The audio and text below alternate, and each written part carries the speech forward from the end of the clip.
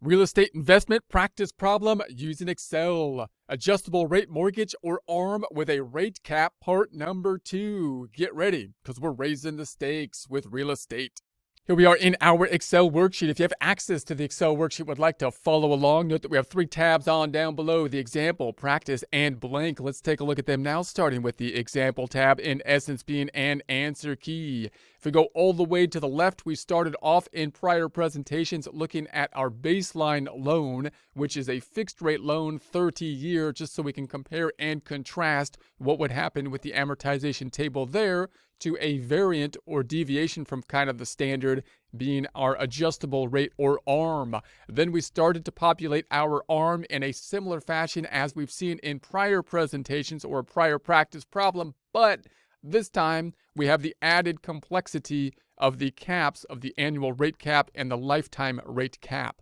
We started to populate that information into our table, including the index, remembering that the index represents what's going to happen in the future that we don't have control over. It's usually a reflection of what's going on, in essence, in the market.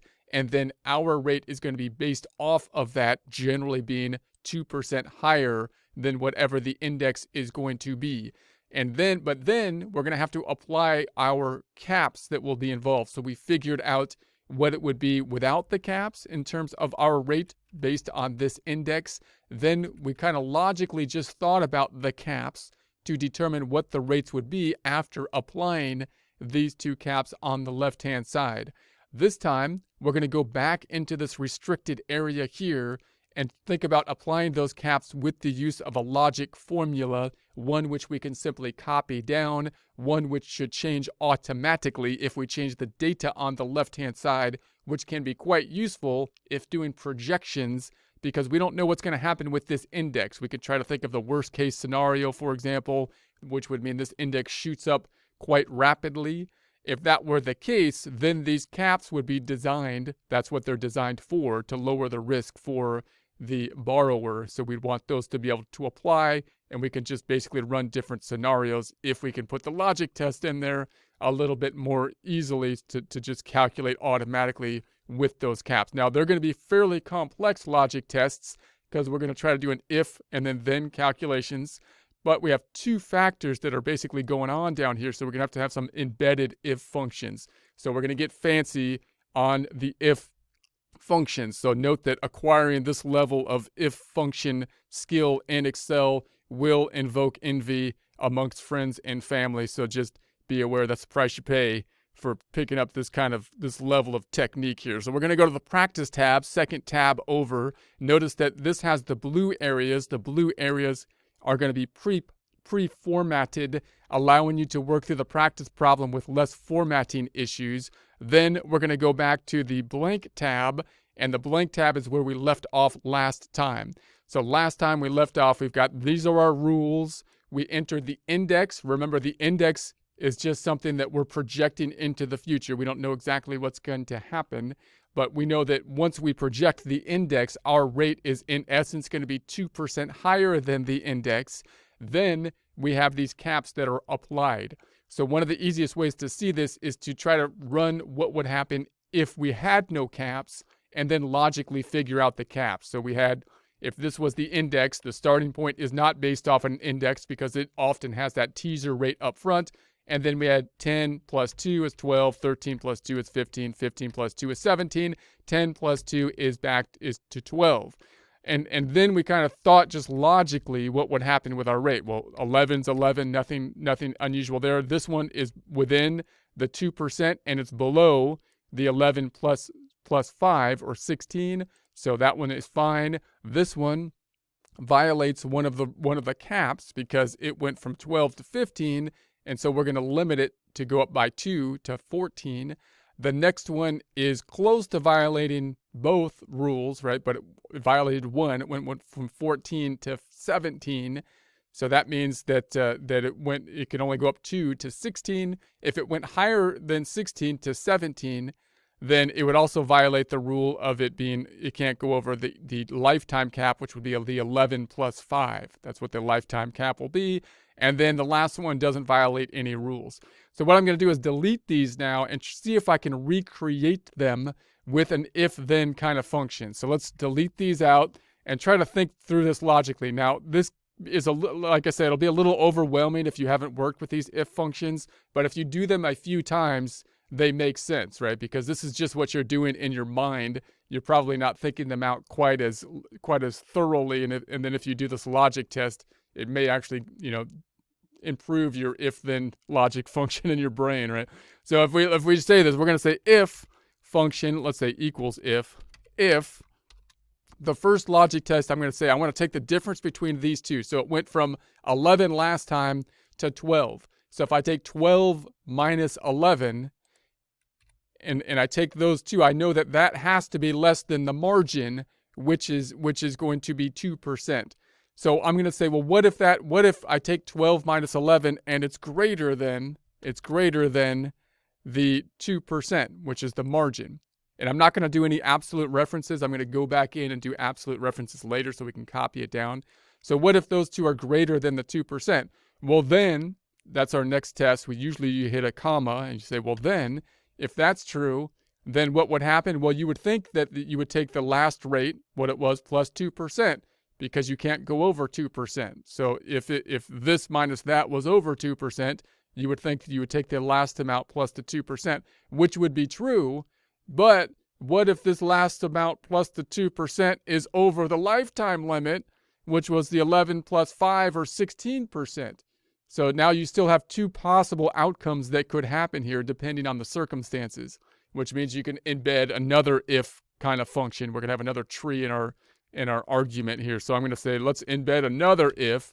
So assuming that this whole first argument is true, meaning we're saying this is greater than this amount, meaning we're above the 2%, then we'd have to take either this amount up top plus the 2%, or we'd have to take the 11 plus the 5%. So we can phrase that this way. We could say, okay, well, what if another if function, if this amount up top that we had before plus the 2% down here, if that amount happens to be greater than the lifetime cap, which is 16%, which is the 11% plus the 5%, then you're going to say comma. So I'm in this logic test, I'm going to say comma. If that's the case, if that's true, then you're going to have to take the lifetime cap, which is the 16% or the 11 plus the 5%. But if it's not true, with another comma, but if that's not true, then you're going to have to take the last rate up top plus the 2% margin here. And that's okay. So we've embedded that one. I'll do this a couple different times. And then I'm going to close this up. So we'll close that up. And now we're back to this original logic test. So that's what happens. So remember, this one was 12. If this minus that is greater than 2%, if it was greater than the 2%, then we had to do something if it was greater than the margin. Now if I say comma again, now we're on the value if it's false. So if this minus this, in other words, is less than the 2%, then what would you do? Well, normally you would simply take that number then. You'd say that number is fine. But what if that number was greater than the lifetime limit, which was the 11 plus the 5%? Then you'd have a problem. So we're going to do there's two options on this side. We'll embed another if. If we're going to say if this number, which would be the unrestricted number, if that number is greater than the lifetime limit, 16%, which we'll calculate as 11 plus the 5, if it's greater than the 11 plus the 5, then, which is a comma, then you got to take the 11 plus the 5, the 16%, because you can't go over 16. You got to take the 11 plus the 5. But then if it's not, comma, last argument, then you could just take that number. The 12% is fine. And then we'll close it up, Shift 9, and you should close it up again, and then Enter. Okay, I know that was tedious. We'll do it a couple more times. It's not too bad once you do it a couple times, but your brain gets better at these kind of things after a while. But in any case, if you double click on this, notice that anything in column L is something that's outside of like our table over here, and therefore we want to make it absolute. So I'm going to pick up anything that's in column L, and I would make it absolute and copy it down. We'll do it a couple more times, but let's just think about that absolute thing first. So I would double click on this, anything with column L right there. I'm going to say F4 on the keyboard because I don't want it to move down because it's outside of my data. There's the column L, F4, column L, F4, absolute, column L, F4, column L, F4, column L, F4, column L, F4, column L, F4, column L, F4, column L, F4, column L, F4, and then enter. And then we should be able to just copy this down, and it should do what we want. So I think those numbers look familiar. So it looks like it's doing what we want, right? It looks like it did it. So now let's do it a couple more times. Let's try to actually calculate it out at least a couple more times, and then we'll copy it down again. So I'm going to delete these three. Let's do it again because this is good times. This is good stuff. So we're going to say this is going to be if. Now we're going to say if brackets, if the logic test, this 15, which is the next rate, which was unrestricted, minus the 12, if those amounts are greater than the margin of 2%, because you can't go over 2%, then, comma, you would think that you would take the last amount plus the 2%. But what if the last amount plus the 2% was over the lifetime cap of 16%, the 11 plus the 5? So you have two kind of possible outcomes if this was true. So we got to say, okay, then I embed another if here. If that first thing, and then we could say if this amount, the prior balance plus the 2% is greater than the lifetime balance, which was 16 or 11 plus the 5. You can't go over the 11 plus the 5. That's the rule. Then, which is a comma, going to the next argument, then you got to take the 11 plus the 5, the 16, because you can't go over that. That's the rule. So we have that. And if it's not over 16%, that's a comma. Last argument, then you just take the prior balance plus the 2%, because you can't take the 15% because it was over the margin of the 2. So we take the prior balance plus the 2%. So there it is. And then we put the brackets on, bracket it, and then we say comma for the next argument. So now we're back into this one. So remember, this one was if this is greater than that, then if this is greater than that, that means it was higher than the margin. If that was true, we did this. What if it's false, meaning this is less than that amount? Then we would be within the margin. So you would think that you would simply take the 15 in that case. But what if the 15 was greater than like the lifetime limit of the 16? So you have two possible outcomes again. So let's do it again. We could say, well, then we got to do another if because there's two outcomes. We say if logic test, if this number was greater than the lifetime limit of 16, which is the 11 plus the 15, then, which is a comma, you'd have to take the lifetime limit, which is 11 plus the 5 or 16. But if it's not, comma, that's what that means. But if it's not, comma, you then would just take the 15. Then you'd be okay with the 15.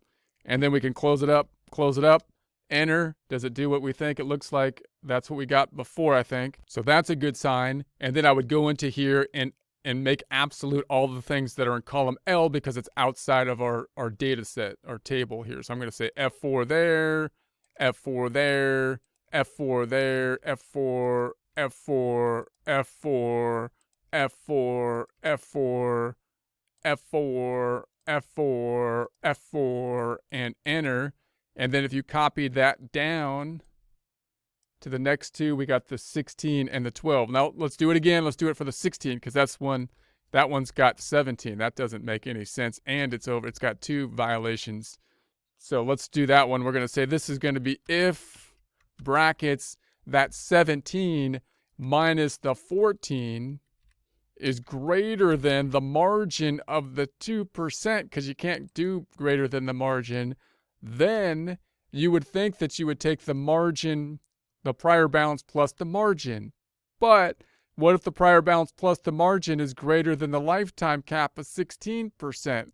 So there's two options. So then I got to say, well, if that's true, then I got to say if again, because there's two options. So if that's true, then I'm going to say, then if this amount, the prior balance plus the 2% amount of the annual is greater than the lifetime cap of 16%, which is the 11% plus the 5%, then, which means comma in our language here, then you have to take the lifetime cap, which is the 11 plus the 15%.